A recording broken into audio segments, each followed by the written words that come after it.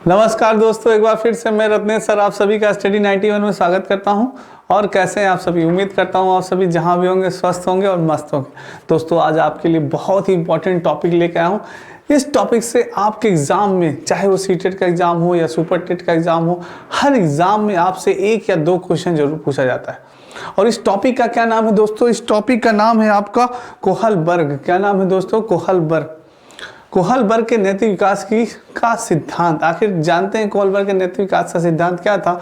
और इस महान आत्मा कोहलबर्ग से आपके हर एग्जाम में कई बार क्वेश्चन पूछे जाते हैं।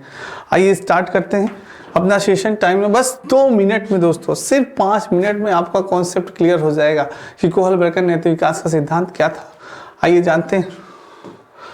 लॉरेंस कोहलबर्ग का जन्म कब हुआ था? जन्म हुआ था दोस्तों 25 अक्टूबर 1927 अमेरिका में इस महान आत्मा का जन्म हुआ था। और मृत्यु कब हुई? 19 जनवरी 1987 में इस महान आत्मा की क्या हो गई थी दोस्तों? मृत्यु हो गई थी।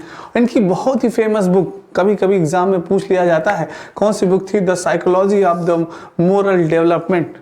The psychology of the moral development इनकी बहुत ही इंपॉर्टेंट बुक्स थी, जिससे कि आपके एग्जाम में पूछ लेते हैं कि बताइए लॉरेंस कोहलबर्ग की पुस्तक का क्या नाम था? तो आप बता देंगे ये था। ये प्रोफेसर कहाँ के थे? ये प्रोफेसर थे हार्वर्ड विश्वविद्यालय के प्रोफेसर थे। कहाँ के प्रोफेसर थे? हार्वर्ड विश्वविद्यालय के प्रोफेसर थे।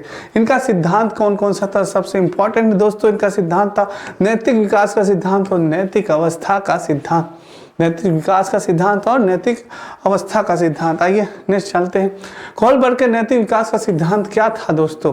इन्होंने बताया कि नैतिकता से ही हमें सही और गलत की पहचान होती है। बालक अपने सामाजिक परिवेश से ही नैतिकता और अनैतिकता को जानता है। यानी कि नैतिकता जन्मजात नहीं होती। यानी इनका कहना था कि बालक जो जब जन्म लेता है दोस्तों, जन्म लेने के बाद वो जानता है कि क्या कौन सा कार्य नैतिक है, कौन सा कार्य अनैतिक है। यानी कौन सा कार्य सही है और कौन सा कार्य गलत है, उसको पहचान होती है। कैसे? सामाजिक परिवेश से। यानी वो समाज से सीखता है। मैंने आपको बताया था कि समाज के अंतर्गत आता है, हमारा विद्यालय आता है, हमारा परिवार आता है, हमारे आस पड़ोस के लोग आते हैं, हमारे मित्र आते हैं। ये सभी हमारे समाज के पार्टिसिपेंट हैं दोस्तों। सभी लोग समाज के अंतर्गत आते हैं और इन्हीं से हम नैतिकता सीखते हैं कि क्या सही है, क्या गलत है। सारे संस्कार, भाषा, कल्चर, सारी चीज़ों को सीखते हैं दोस्तों। तो ये चीज है। और नैतिकता जन्मजात नहीं होती। पॉइंट नोटेड माय स्टूडेंट, नैतिकता क्या कहते हैं? जन्मजात नहीं होती है। आइए नेक्स्ट चलते हैं। सामाजिक परिवेश का तात्पर्य क्या होता है दोस्तों? आस पड़ोस एवं विद्यालय से ही, जिसमें बालक का सर्वप्रथम नैतिक विकास होता है। चलिए हम आस पड़ोस से अपने सीखते हैं कि क्या गलत है, क्या सही है। और अपने विद्यालय से दोस्तों, वहां पे हमें पता चलता है कि कौन सा कार्य हमारे लिए सही है और कौन सा कार्य हमारे लिए गलत है। यह वातावरण की भी महत्वपूर्ण भूमिका होती है। इन्वायरमेंट की भी बहुत महत्वपूर्ण भूमिका होती है। जैसे कहते हैं लोग, जैसा खाओगे अन्न वैसा होगा मन। तो जैसे इन्वायरमेंट, जिस हिसाब से आपका अगल बगल का जैसा इन्वायरमेंट होगा, उसी तरह से आपकी मानसिकता होगी। जैसे अगर शोर शराबा है, चारों तरफ आपके अनमोल वचन चल रहे हैं, लड़ाई झगड़ा हो रहा है, तो ऐसा आपका बिहेवियर भी हो जाएगा। आप भी लड़ाई झगड़ा करने वाले होंगे, आपको भी शोर शराबा पसंद आने लगेगा। पर अगर आपकी तरफ चारों तरफ शांति हुई है, शांति फैली हुई है, तो आपको भी शांत माहौल अच्छा लगेगा दोस्तों। आपका बिहेवियर भी शांत रहेगा। तो वही चीज है कि नैतिक विकास में इन्वायरमेंट की भी महत्वपूर्ण भूमिका होती है।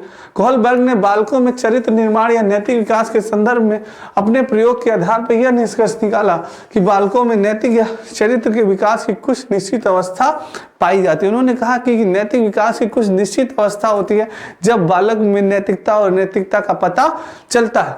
आइए नेक्स्ट है हिंज स्टोरी। आखिर जानते हैं कि हिंज स्टोरी क्या थी दोस्तों? हिंज स्टोरी के बारे में जानते हैं हम लोग।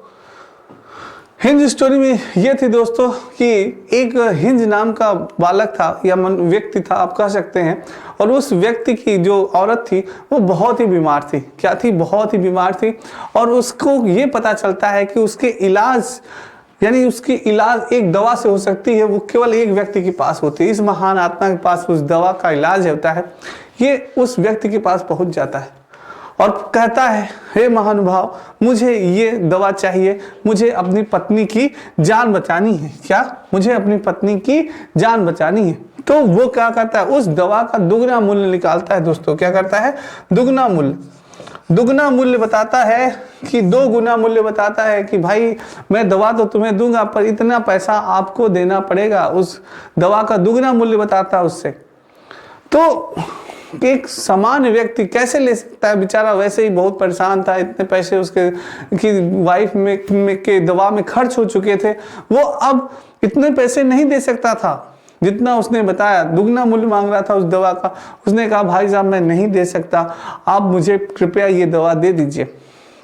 उसने मना कर दिया, नहीं मैं ये दवा नहीं दूंगा।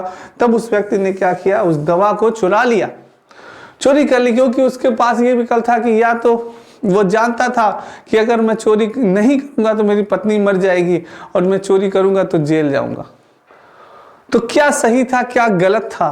तो ऐसी भी कंडीशन कभी भी आ जाती है कि हम सही गलत का निर्णय नहीं ले पाते हैं। तो वो ही चीज है, वही हिंज स्टोरी कही जाती है दोस्तों। क्या होती है? हिंज स्टोरी की जाती है। आइए जानते हैं नेक्स्ट क्या होता है, नैतिक दुविधा क्या होती है, मोरल डिलेमा क्या होता है। नैतिक दुविधा, जब कभी कोई व्यक्ति सही और गलत के बारे में निर्णय ना ले पाए तो उसे नैतिक दुविधा कहते हैं। उदाहरण, हिंज सोचता है कि चोरी करें या ना करें, अगर चोरी करेंगे तो पुलिस पकड़ लेगी और नहीं करेंगे तो पत्नी मर जाएगी। नैतिक दुविधा, मोरल डिलेमा क्या होता है दोस्तों? मोरल डिलेमा यही होता है कि आप दुविधा में फंसे रहते हैं कि हम ये कार्य करें कि ना करें, क्योंकि आपको मालूम है कि इस कार्य का परिणाम सही है और इस कार्य का परिणाम गलत भी है। आपको सही गलत की दोनों चीजें पता है, पर ऐसी कंडीशंस बन जाती है दोस्तों कि हमें ना चाहते हुए भी गलत कार्य कभी कभी करना पड़ता है। तो वही चीज है, वही नैतिक दुविधा आ जाती है। वही क्या होती है? नैतिक दुविधा आ जाती है। जैसे हिंज के सामने नैतिक दुविधा आ गई कि मुझे अपनी पत्नी की जान बचानी है, कि मुझे अगर मैं अपनी पत्नी की जान नहीं बचाऊंगा तो वो मर जाएगी, और अगर मैंने चोरी की तो मैं जेल में जाऊंगा। वो दोनों कंडीशन जाने पर उसने क्या चुना? अपने पत्नी की जान बचाने ना चुना उसने। तो ये चीज है, वहां पे ये सही था कि गलत था, आप कमेंट बॉक्स में कमेंट करके जरूर बताइए। नेक्स्ट है, ऐसी दुविधा क्या कहलाती है? नैतिक दुविधा कहलाती है। अब मानते हैं कि नैतिक तर्कड़ा क्या होती है। जब कभी कोई व्यक्ति सही और गलत से किसी एक का निर्णय डिसीजन ले लेता है तो उसे नैतिक तर्कड़ा कहते हैं।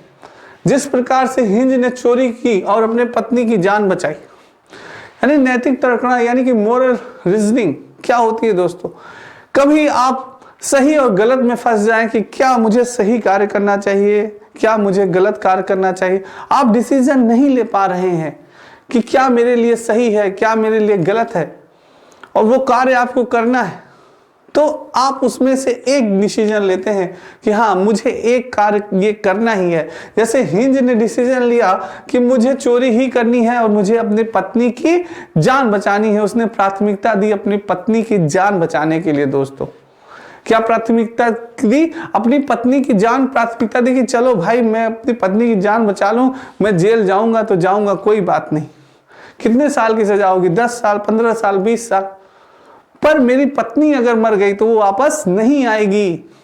और उसने यही डिसीजन लिया दोस्तों, और मेरे ख्याल से ये डिसीजन उसका बिल्कुल सही था कि भाई उसे सजा कितनी होती? 10 साल, 15 साल, 12 साल, पर अगर उसकी पत्नी की मृत्यु हो जाती तो क्या वो वापस आती? नहीं आती। तो जैसे कि जब आप दुविधा में पड़ जाएं तो कभी जब आपने एक डिसीजन लिया, कोई एक आपने डिसीजन लिया, तो वो क्या कहलाता है? वो नैतिक तर्कड़ा कहलाता है दोस्तों। क्या कहलाता है? नैतिक तर्कड़ा कहलाता है। जब कोई व्यक्ति सही और गलत में से किसी एक का निर्णय लेता है, एक डिसीजन लेता है, किसी एक का डिसीजन ले लेता है, तो उसे क्या कहते हैं? उसे नैतिक तर्कड़ा कहते हैं दोस्तों। ठीक है। जिस प्रकार से हिंज ने चोरी की और अपनी पत्नी की जान बचाई, और नैतिक तर्कड़ा ये होती है। और नैतिक दुविधा क्या होती है? जब कभी कोई व्यक्ति सही और गलत के बारे में निर्णय डिसीजन ना ले पाए तो उसे नैतिक दुविधा कहते हैं। जैसे हिंज ये नहीं जान पाया कि मैं चोरी करूं कि ना करूं, वो उस समय नैतिक दुविधा में फंसा हुआ था कि चोरी करूंगा तो जेल होगी और अगर चोरी नहीं की तो मेरी पत्नी मर जाएगी। तो आपको क्लियर हो गया होगा कि नैतिक दुविधा क्या होती है, आपकी नैतिक तर्कड़ा क्या होती है। ये दोनों चीजें आपको क्लियर हो गई होगी दोस्तों। तो ये था आपका हिंज का ये था आपके टॉपिक। तो आज के लिए दोस्तों इतना ही। कमेंट बॉक्स में कमेंट करके जरूर बताइए आपको वीडियो कैसे लगा, और एक बार दोस्तों वीडियो को लाइक जरूर कर दीजिएगा, शेयर जरूर कर दीजिएगा। सभी को राधे राधे, जय श्री कृष्ण, जय हिंद दोस्तों।